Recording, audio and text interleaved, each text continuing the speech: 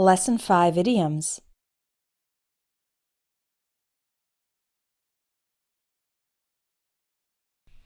First, let me clarify one thing, the difference between a clock and a watch.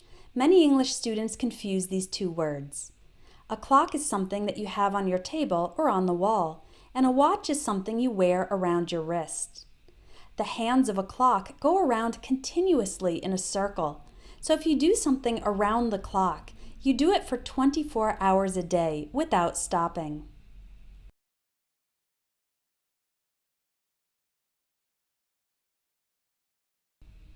Light travels very fast, and the total distance that light travels in 1 year is called a light year. It's about 10 trillion kilometers. That's very far. So the idiom light years away means that something is very far in the future.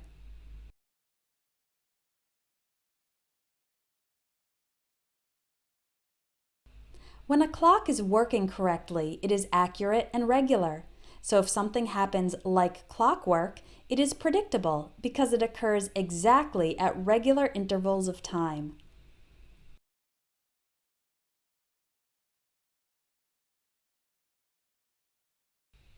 Every weekday has two times that are considered rush hour. In the morning from around 6 to 8 a.m. and in the afternoon from around 5 to 7 p.m. because a lot of people are going to or leaving work.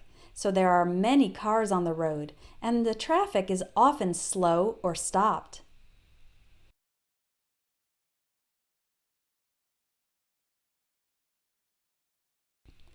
This idiom is very old. In the past, a nick was a small cut in a piece of wood. It was a way to mark measurement, so it had to be very precise. So if something happens in the nick of time, it happens at exactly the right moment. Usually the last moment before something bad happens. Here's an example. My teacher said she wouldn't accept any homework after 5 p.m.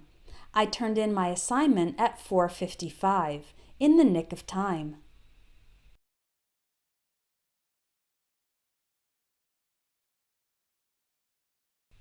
People who ride horses often wear a metal piece called a spur on their boots. If you kick the horse with the spurs, the horse will start running very suddenly. So, a spur-of-the-moment decision or action is done quickly and spontaneously, without thinking a lot about it beforehand.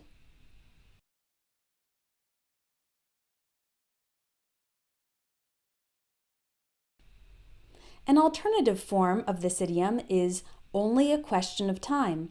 Both of these idioms can be followed by before or until. For example, that company has been losing money for years. It's only a matter of time before or until it goes bankrupt. Another common expression that also means something is certain to happen is sooner or later. For example, if you don't correct your posture, you're going to have back problems sooner or later.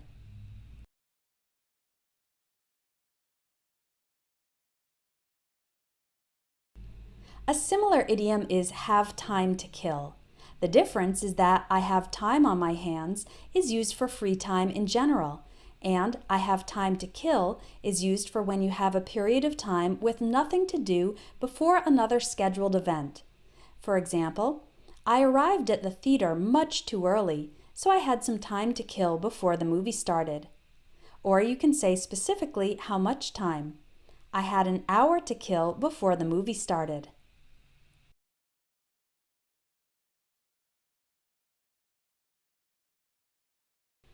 If you say something made your day, it means it made you so happy that it made the entire day a good one.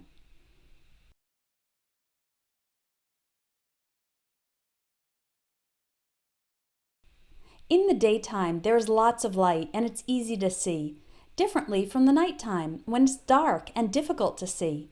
So if something is as plain as day, it means it's obvious and easy to see.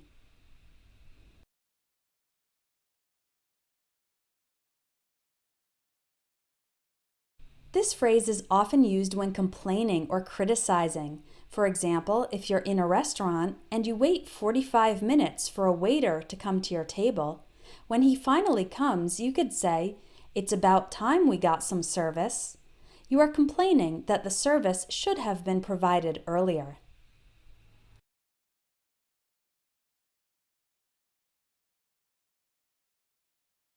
This phrase can be used in the past, present, or future. For example, our kids had the time of their lives at Disneyland last year. Use it in the present for an experience happening in the moment of speaking. I'm at the show right now. I'm having the time of my life. And here's an example in the future. You're going to have the time of your life in New Zealand. It's a wonderful country.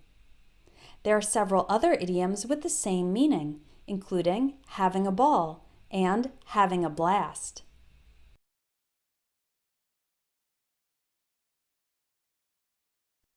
Now try the quiz and the short answer exercises to put these expressions into practice.